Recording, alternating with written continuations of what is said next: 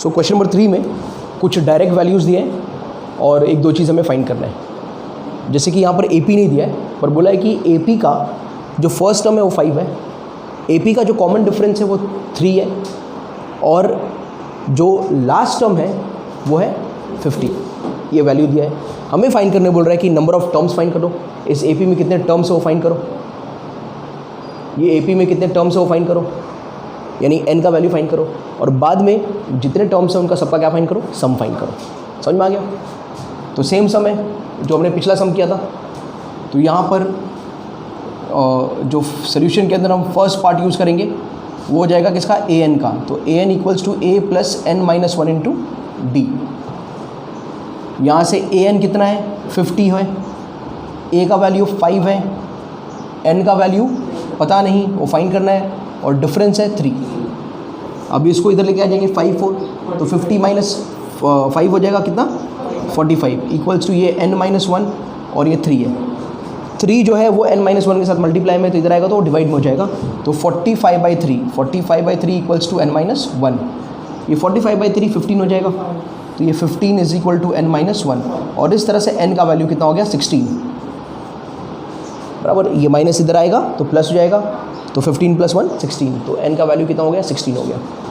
अब जाते हैं हम लोग सेकेंड पार्ट ऑफ द सम में, सम ढूंढने। तो Sn क्या होता है, n/2 a प्लस an। ये वाला फॉर्मूला क्यों यूज़ कर रहा हूँ मैं, क्योंकि फर्स्ट टर्म भी है और लास्ट टर्म भी है। समझ में आया? तो इसके लिए मैं ये सम के लिए ये वाला फॉर्मूला यूज़ कर रहा हूँ। तो S16 क्या हो जाएगा, क्योंकि 16 टर्म्स है, देयर आर 16 टर्म्स, ये 16/2। a का वैल्यू कितना है 5 और an का वैल्यू कितना है 50। कैलकुलेशन थोड़ा यहाँ पर यूज़ में आएगा। तो ये 8 हो गया बराबर, 16/2 कितना हो गया 8, और ये कितना हो गया, तो इंटू 55। ये दोनों मल्टीप्लाई किया तो 8 × 55 मल्टीप्लाई किया तो कितना हो गया, कितना 440। 440 हो गया, कितना हो गया 440। ठीक है, चलो क्वेश्चन नंबर 3 सब क्वेश्चन 2। ठीक है, तो इसके अंदर a का वैल्यू 7 दे दिया है, फिर उसने A13 का वैल्यू 35 दिया है, और फाइंड करने बोला है कॉमन डिफरेंस इस AP का और सम ऑफ फर्स्ट 13 टर्म। इस AP का कॉमन डिफरेंस फाइंड करना है और सम ऑफ फर्स्ट 13 टर्म्स। ठीक है, तो हर एक सम में कुछ ना कुछ अलग फाइंड करना है हमें। ठीक है, तो कुछ ना कुछ अलग तरीके यूज़ करने पड़ेंगे। 5.2 का कंसेप्ट अगर क्लियर है तो ये सारे कंसेप्ट ईजी नहीं है। ठीक है, हमने ऑलरेडी ये सारी चीज़ों को यूज़ करके पिछले एक्सरसाइज में सॉल्व किया है। तो कॉमन डिफरेंस मुझे फाइंड करना है। a का वैल्यू दिया है और यहाँ पर A13 टर्म का वैल्यू दिया है, और सम ऑफ 13 टर्म फाइंड करना है। अब याद रखो, अगर 13 टर्म का वैल्यू दिया है तो ये हमारा लास्ट टर्म भी हो जाएगा।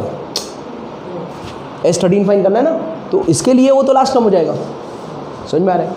तो अब हम क्या करते हैं, यहाँ पर हमारा कॉमन डिफरेंस निकालते हैं। अब कॉमन डिफरेंस हम कैसे निकालते हैं वो देखो। हम ये कहते हैं कि हमारा जो A13 है, A13 ये क्या होता है, ये फर्स्ट पार्ट में ये हो जाएगा A प्लस 12D।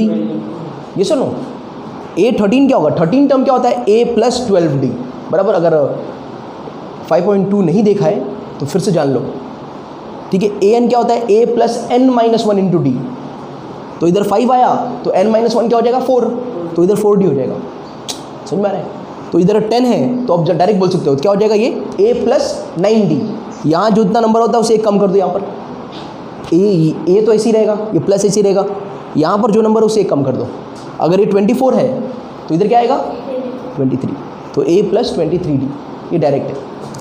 इसका वैल्यू क्या है, A13 का वैल्यू है ये 35 दिया है, फर्स्ट टर्म का वैल्यू 7 दिया है, और ये प्लस 12D। ठीक है, अब इसको हमने ये साइड पर ले लिया, 35 माइनस 7 कर दिया, तो ये कितना हो जाएगा 28 की 29, 28। It will be 28 is equal to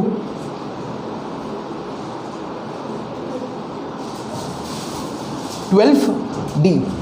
sir is there ऊपर, तो 28 इक्वल्स टू 12D बराबर है। तो अब क्या करेंगे, ये D के साथ मल्टीप्लाई में, तो इधर आएगा तो डिवाइड में हो जाएगा बराबर है। तो ये हो जाएगा 28/12 इक्वल्स टू D। ठीक है, क्या हो जाएगा ये? अभी 4 का टेबल पढ़ लो, 4 7 एंड 4 3 ज़ा, तो कितना आया?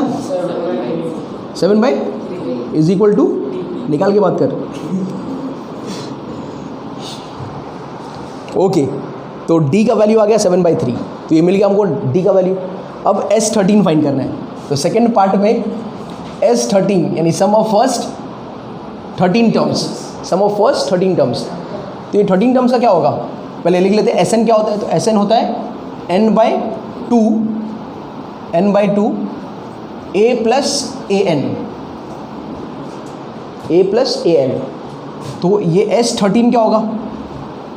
13/2, a का वैल्यू क्या है? 7, और an कौन है? यानी a13, देखो ना इधर 13 है तो इधर भी a13 होना चाहिए, 1 3, समझ में आ रहा है क्या? और 13 का वैल्यू दिया है क्या? हाँ 35, तो ये कितना आ जाएगा? 35।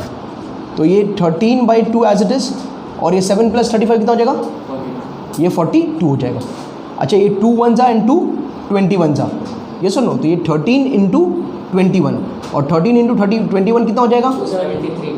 273 हो जाएगा ये चीज़। तो हमने दोनों ही चीज़ फाइंड कर लिए, हमने d का वैल्यू भी फाइंड कर लिया और S13 का वैल्यू भी फाइंड कर लिया। All right, now in the third some, question number 3 का सब क्वेश्चन 3, इसमें हमें A12 का वैल्यू दिया है 37, बराबर। जो AP का 12वां टर्म है, 12वां टर्म का वैल्यू जो है वो 37 है। कॉमन डिफरेंस इस AP का 3 दिया है, हमको A फाइंड करना है, मतलब फर्स्ट टर्म फाइंड करना है। फर्स्ट टर्म का वैल्यू क्या है वो फाइंड करना है, और सम ऑफ फर्स्ट 12 टर्म्स फाइंड करने हैं, समझ में आया? तो सम ऑफ फर्स्ट 12 टर्म्स फाइंड करने हैं। तो स्टार्ट करते हैं इसमें, तो इसमें जो दिया है उसी को यूज़ करते हैं। तो पहला दिया है कि A12 इज़ 37, बराबर है। तो सबसे पहले मैं आपको बता दूं कि A12 क्या होगा? A + 11D। अरे A12 क्या होगा? A + 11D, ये शॉर्टकट है। A12 का वैल्यू डाल दो यहाँ पर, वो है 37, A12 है 37, A का वैल्यू हमको फाइंड करना है, प्लस का प्लस, 11 का 11, और D जो है वो 3 है। ये 37 हो गया। ये 11 × 3 कितना हो जाएगा? 33, और 33 इधर आएगा तो माइनस, तो ये -33 इज इक्वल टू A, और 37 - 33 क्या हो गया? तो A का वैल्यू आ गया 4, ये मिल गया ना 4, ठीक है। तो मिल गया फर्स्ट पार्ट A का वैल्यू।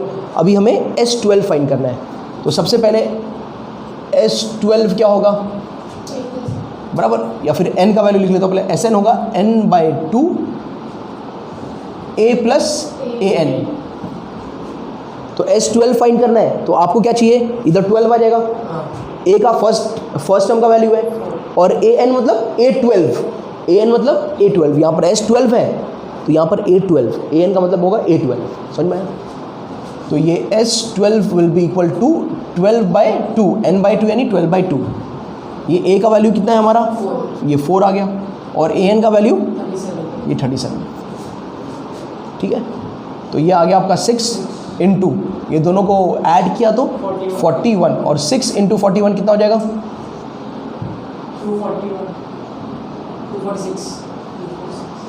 246 S12। ओके, तो ये था हमारा जो हमने A का वैल्यू फाइंड किया और S12 का वैल्यू फाइंड किया। ओके, तो क्वेश्चन नंबर 3 का सब क्वेश्चन 4, बराबर। ये थोड़ा सा कॉम्प्लिकेटेड है, इसको बराबर से देख लो। A3 का वैल्यू 15 दिया है, S10 का वैल्यू दिया है 125, हमें D और A10 फाइंड करना है, ठीक है। तो इसको हम कैसे कर सकते हैं? A3 15 दिया है ना, तो हम सबसे पहले उसी को यूज़ करते हैं। तो A3 क्या होगा? A + 2D, A3 हो जाएगा A + 2D। A3 का वैल्यू है 15, A का वैल्यू है नहीं हमारे पास, तो उसकी जगह A, D का वैल्यू भी नहीं है, तो उसकी जगह क्या आ जाएगा? 2D। इसको मैं बोलूँगा ये है equation 1, this is my equation 1। दूसरा मुझे क्या दिया है? S10 दिया है, क्या दिया है? तो मैं नेक्स्ट उसी को यूज़ करूँगा। तो S10 क्या हो जाएगा? 10/2 by formula, it will B 10/2, 2A + n - 1 × D, 2a plus n minus 1 into D.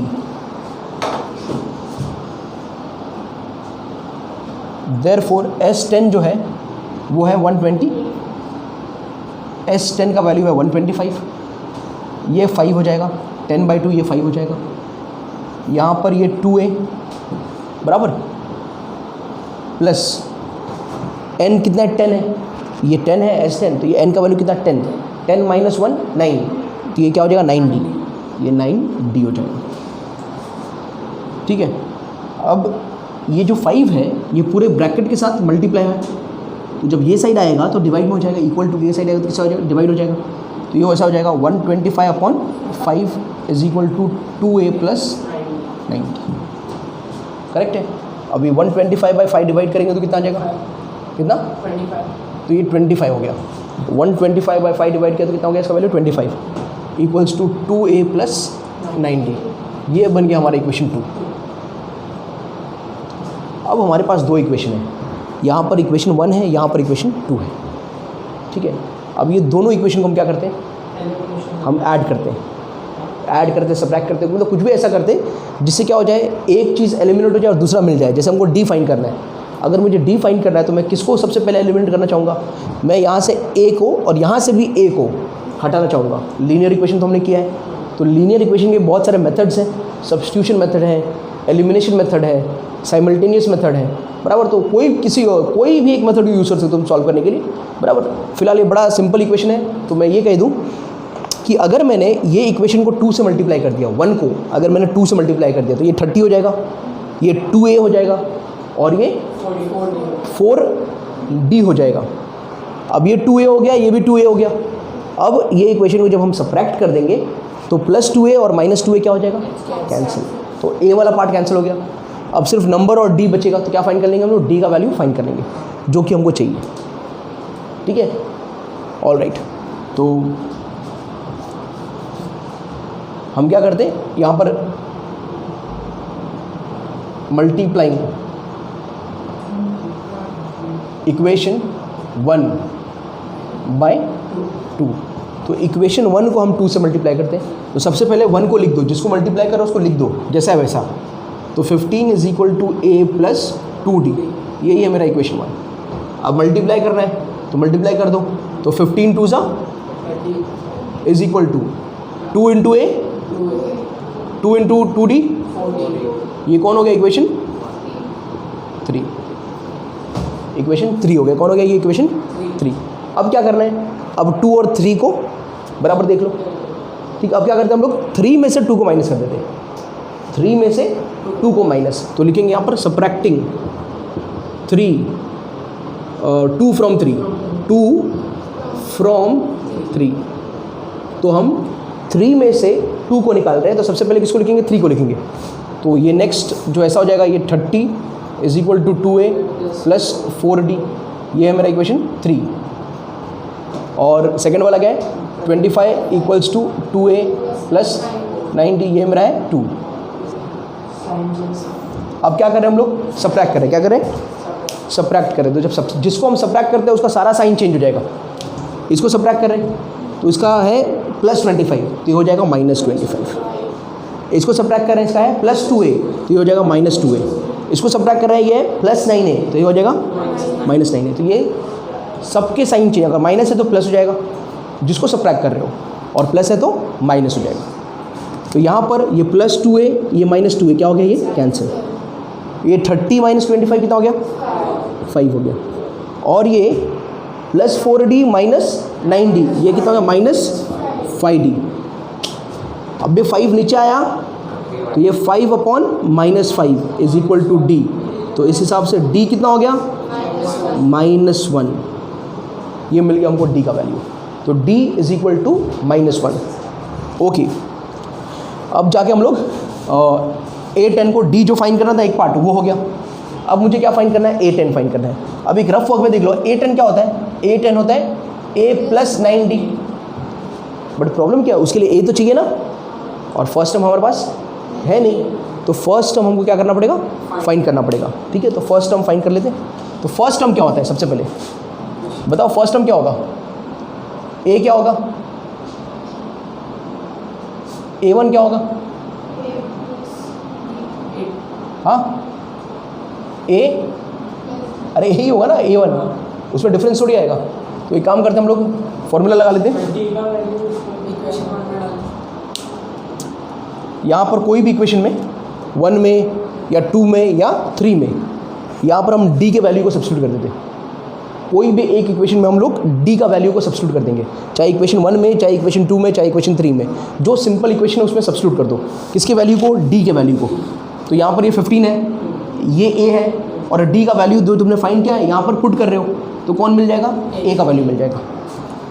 तो यहाँ पर जो नेक्स्ट पार्ट होगा वो सम का ऐसा होगा।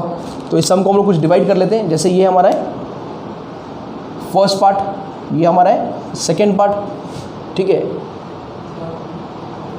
दिस इज मल्टीप्लाइंग वाला ये थर्ड पार्ट, ये पूरा थर्ड पार्ट हुआ, और ये सब्स्टिट्यूशन वाला, सब्ट्रैक्टिंग वाला ये फोर्थ पार्ट। तो यहाँ तक आगे डी मिल गया। तो ये फिफ्थ पार्ट में हम करेंगे put d is equal to -1 in equation 1। d का वैल्यू जो है -1 वो हम इक्वेशन 1 में पुट कर रहे हैं। तो इक्वेशन 1 है 15 is equal to a plus 2d, यही है मेरा इक्वेशन 1। उसको लिख दिया मैं। जब भी सब्स्टिट्यूट करो तो पहले इक्वेशन को लिखो, फिर 15 is equal to a plus 2 into -1। अब d का वैल्यू हमने पुट कर दिया, ठीक है। तो 15 is equal to a 2 into -1, ये -2 हो गया, और -2 जब इधर आएगा तो +2 हो जाएगा। तो a का वैल्यू कितना हो गया? 17। इस तरह से मिल गया हमको 17 a का वैल्यू। अब हमें सिक्स्थ पार्ट में क्या फाइंड करना है? a10 फाइंड करना है। तो a10 क्या होगा? a प्लस 9d, बराबर है। अब हमें a का वैल्यू भी मिल गया है और d का वैल्यू मिल गया है। a का वैल्यू भी है, d का वैल्यू भी है। अब कोई भी टर्म फाइंड कर सकते हैं हम लोग, we can find any terms. तो a10 हो गया a plus 17 plus 9 into difference कितना है? -1। तो ये 17 माइनस 9 कितना हो गया? ये 8। तो a10 कितना हो गया? 8। तो इस तरह से हमने हमारे दोनों वैल्यूज़ को फाइंड कर लिया, डिफरेंस को भी और a10 को भी, ठीक है। तो ये सम थोड़ा लंबा है, लेकिन ऐसा नहीं है कि हमने कोई भी मतलब एक ऐसा स्टेप किया है जो ना समझ में आए, बराबर। सब समझने वाला स्टेप्स है।